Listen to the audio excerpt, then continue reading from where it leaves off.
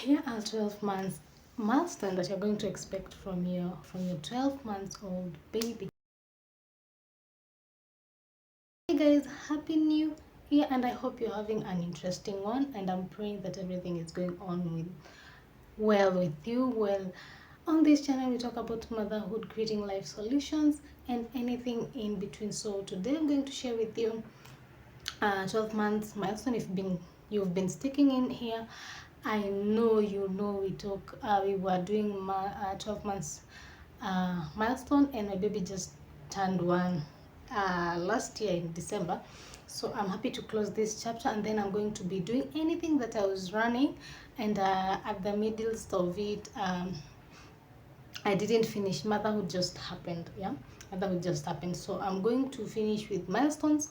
I'm going to clear up with Montessori, and then we're going to do new things. Expect excellent things from this channel moving forward.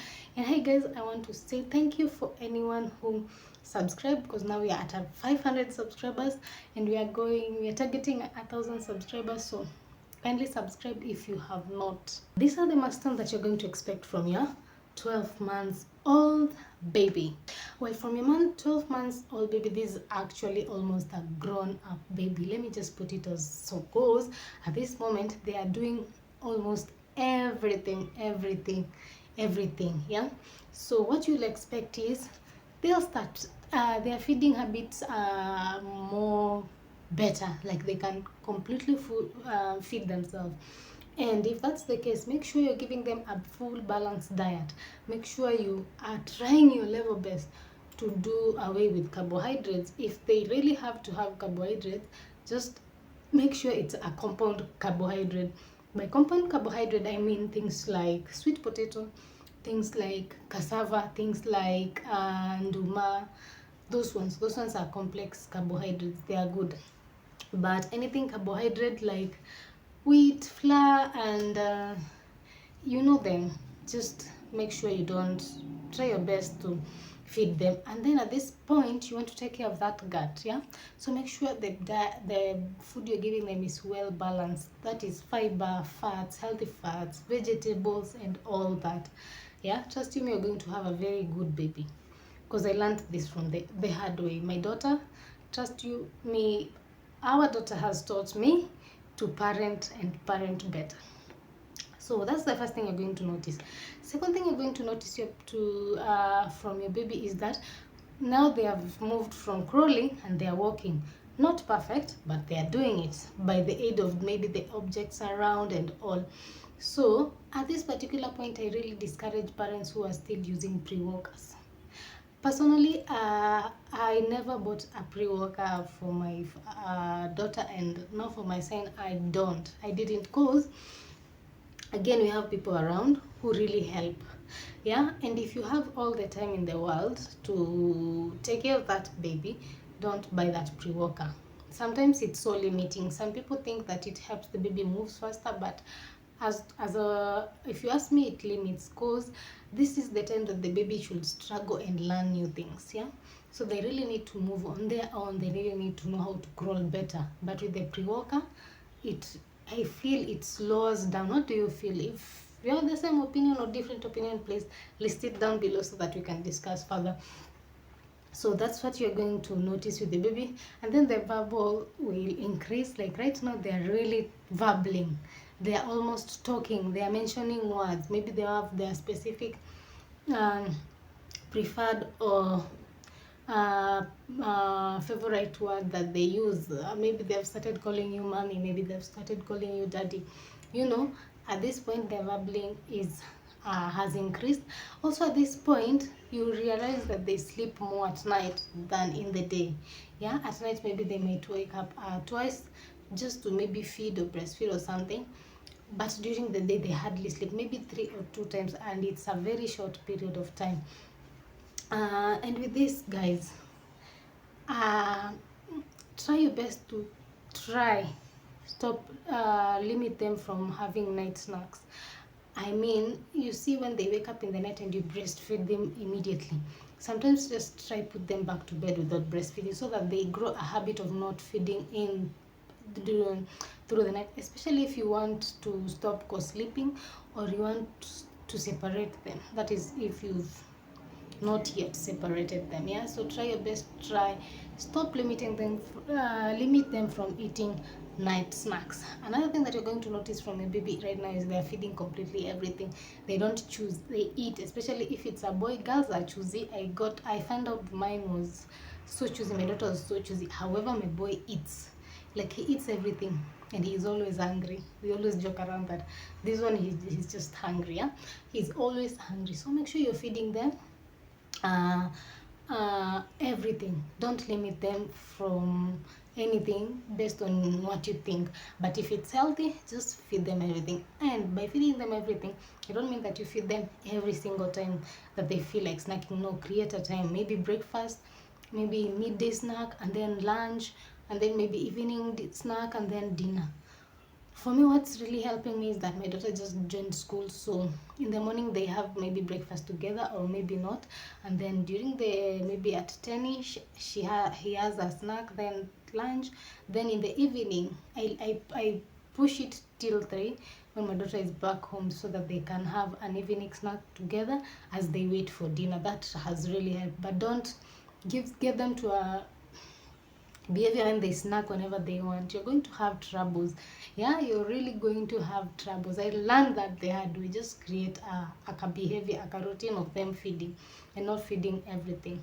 Also, at this particular point, you're not going to notice that uh, i hope I hope, but you're going to notice that they're not using so much diaper. But my prayers is you're not putting them on diapers the whole day. Yeah, maybe at night is very understandable, of which personally sometimes actually we hardly do it. I do it maybe thrice a week at night. I just leave him sleep like that with on a Macintosh, of course. So during the day, just make sure they are free. Let them just create that mess. They are meant to create that mess. Let them pee on themselves. Wash it. You're the mom. Take care of it. Just find a way of going to leave them free. Also, you can buy these reusable pants. I think I did a video of them. You can just check them. Check the video out. Just buy the pants, let them have them the whole day. Then you're going to wash and reuse over and over again. And then as they grow up, you realize their clothes that not going to, like for me, I realized he has a lot of trousers. So what I do, I utilize them during the day. He wears them all, then I'll just wash it. I don't mind. And in the evening it's the same. I put him on diaper once in a while, especially when I notice maybe he has a stomach upset or something. But otherwise he stays like that. What is your thought on that? Because some people argue that you should not leave your baby diaper free, that diapers are good, but my opinion is no, they're not good. If actually I'll advise a lot of mom, I'll tell them to use reusable diapers. Microfiber, the microfiber reusable diapers, I'll tell them to do that. But for diapers, it's maybe a topic we should ponder or talk more about. But yeah, make sure you're leaving them free. Another thing that you're going to notice right now is their teeth. But with this, I realized that babies are different, because at one, my daughter had around 6 or 7 teeth. My son has 10 right now, up and down. Like, it's babies are different, but by right now, at least your baby should have grown a set of teeth.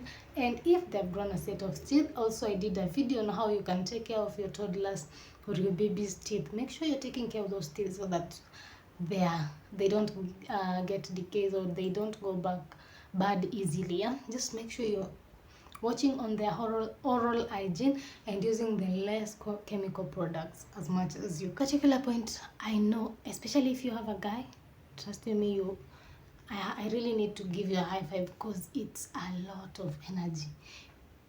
By the time it's getting to evening, trust me, you're always tired, because they're all over, they have a lot of energy, they want to be all over and all. So try find a way that you can engage them. Try to find a way that you're going to take care of that energy while you're taking care of them, because it's crazy. They're all over, they are so energetic, and they want to do everything, they want to take care of everything, they want to touch everything, they want to explore. So with that, I'm mentioning that because you might want to take care of your electric cables.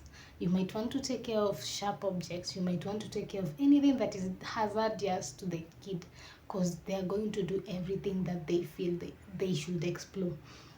The energy is crazy. And I'll also advise, if in the same topic, don't make sure you're going as screen free as possible. Don't expose them to screen.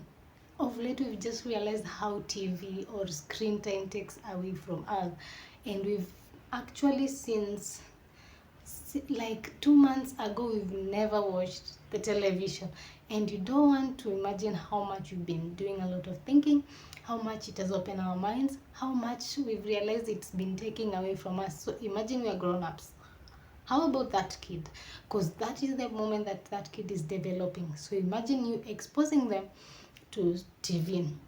It really takes a lot. Let them just develop their brain naturally. Don't expose them to TV. Don't.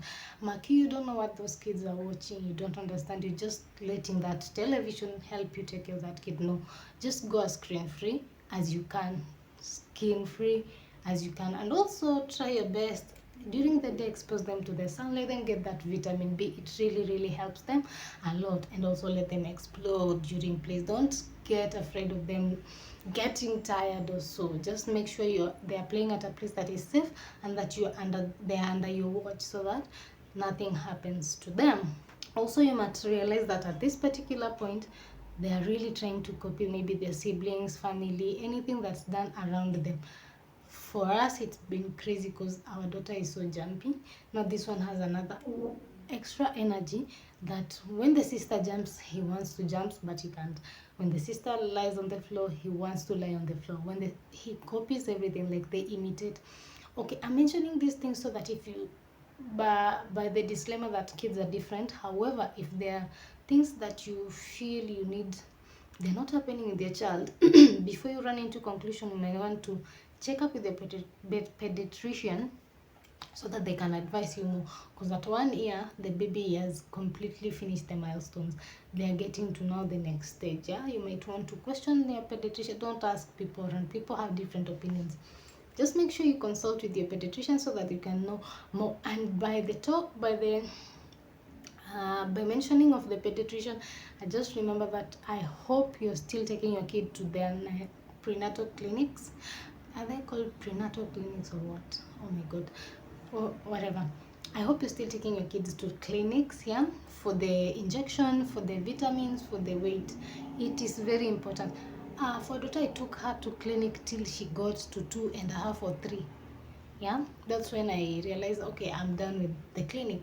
So make sure you take them to the clinic. For the weight, you can skip. Yeah, for the weight, you can skip.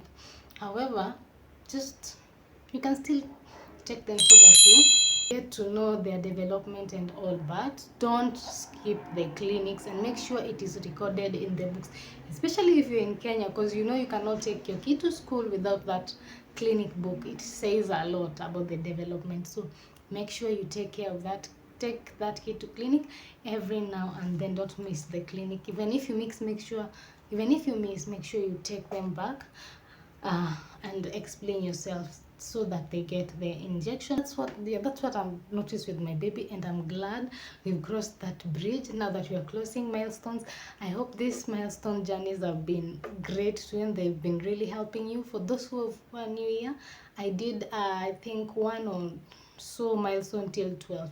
Now that my son has got to 12 months, 1 year, that is, I'm going to close it at that, so that we continue with other topics.